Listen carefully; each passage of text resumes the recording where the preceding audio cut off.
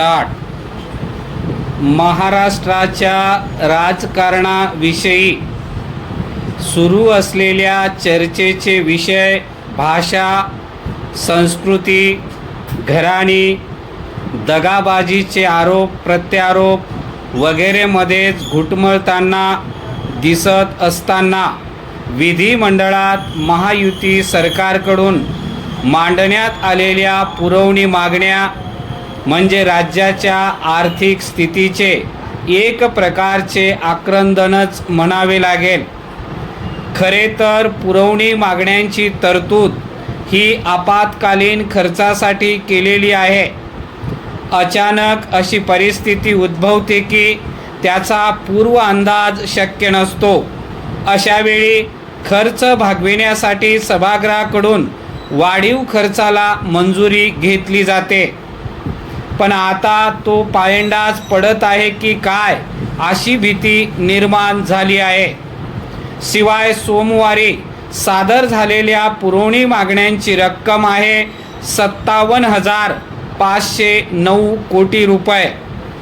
राज्याचा पूर्व अर्थसंकल्प सादर होऊन फक्त 3 महिने झाले असताना एवढ्या प्रचंड रकमेच्या पुरवणी मागण्या सादर होणे हे आर्थिक परिस्थितीचा योग्य अंदाज नसणे, वित्तीय स्थितीचा अभाव, वाढता खर्च अशा एकाहून अनेक दुखण्यांचे लक्षण म्हणावे लागेल. आपल्या राजकीय वर्गाचे लक्ष या निमित्ताने तरी मूलभूत आर्थिक प्रश्नाकडे जावे अशी अपेक्षा आहे. एकेकाळी याच राज्याकडे वित्तीय स्थितीचा आदर्श म्हणून पाहिले जात असे. पण आता एकाहून एक लोकप्रिय घोषणांचा सपाटा लावून निवडणुका जिंकण्याचा प्रवाह महाराष्ट्रातही येऊन धडकल्यानंतर पहिला फटका बसला आहे तो वित्तीय स्थितीला. यात सर्वच राजकीय पक्ष स्पर्धेत आहेत.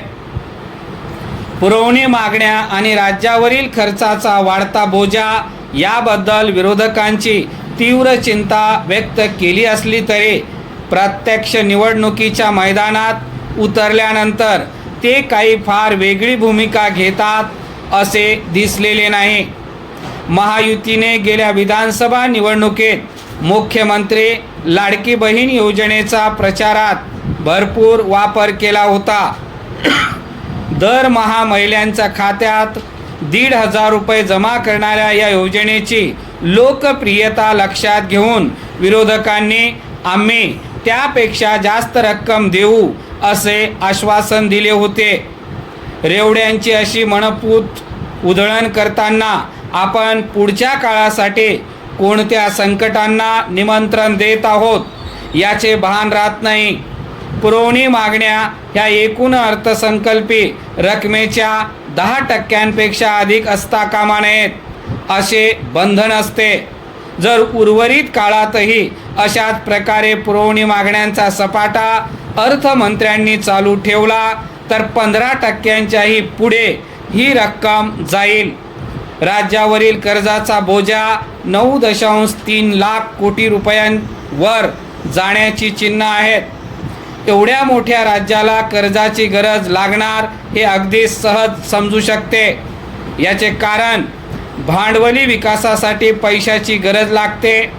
पायाभूत सुविधांच्या विकासामुळे साधन संपत्तीत आणि कारखानदारी वाढल्यास रोजगार निर्मिती आणि संपत्ती या दोन्हीतही वाढ होते आणि त्याहून निर्माण झालेला प्रसाद चक्र किंवा सृष्ट चक्र अर्थव्यवस्थेला उपकारक ठरते. पण काळजी यासाठी की कर्जाची बहुतेक रक्कम ही महसुली खर्चासाठी वापरले जाताना दिसत आहे. महसुली तूट 45,851 कोटी रुपयांवर जाण्याचा अंदाज आहे. महसुली तूट ही शून्यावर आली पाहिजे.